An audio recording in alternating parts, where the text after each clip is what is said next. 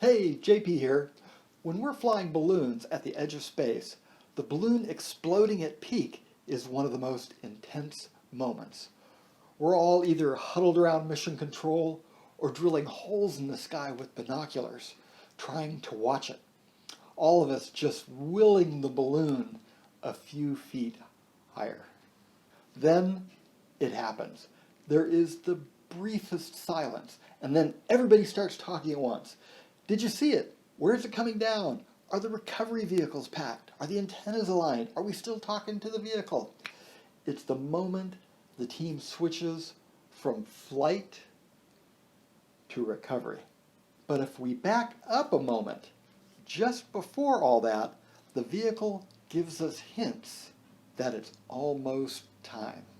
While the balloon is climbing, it's getting bigger. That means it has more air drag. It should slow down, right? But at the same time, the air is getting thinner, reducing the drag. The balloon is at equilibrium, and the climb rate is consistent throughout the flight, except near the peak. Near peak altitude, the balloon gets to its maximum stretch. It can't get any bigger. But the air is still getting thinner, reducing the drag. The buoyancy force lifting it up is still the same. So the vehicle starts climbing just a little faster. It happens 5 to 8 minutes before burst, so you've got to watch for it. It's one of the reasons having someone always at mission control is so critical. Cheesy segue. You know what else is critical? You clicking on the subscribe button. It keeps us flying. I know that was lame. Blame Steven Spielberg. He didn't show up to direct my video again. Okay, back to it. I get asked all the time, is there a way to keep the balloon from popping? I want the balloon to pop. That's how we get down. If it doesn't pop, it can stay up there for days until it drifts down and lands thousands of miles away. Most of our flights, we don't need long duration. We want to get up there, do the tests, grab the data, and then get the heck down. We do have a valve system that we put on the balloon to release helium.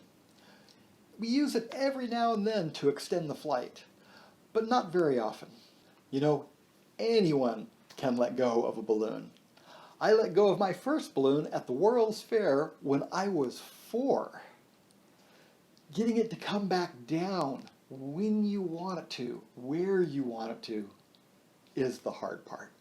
Here is a 60-foot diameter weather balloon bursting at the shore of space. We'll start with the launch.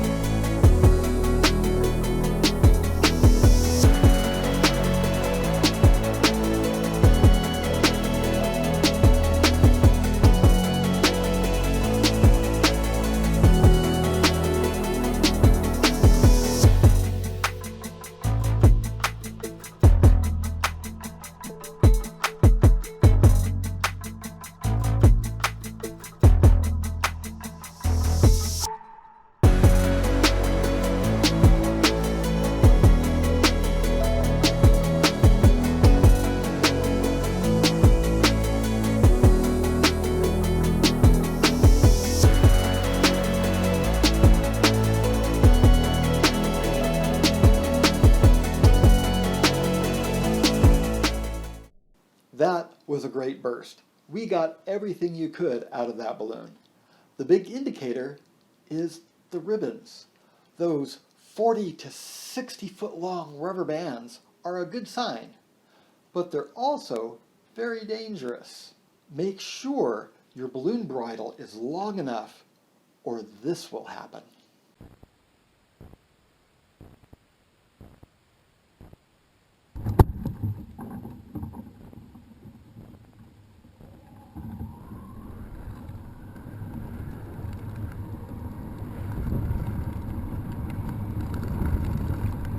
This is an example of a bad burst. The balloon breaking up into big chunks are a sign that the balloon has torn rather than burst. This can be from a flaw in the balloon, or damage when handling, or damage during launch. If you fly high altitude balloons, every now and then, point the camera up.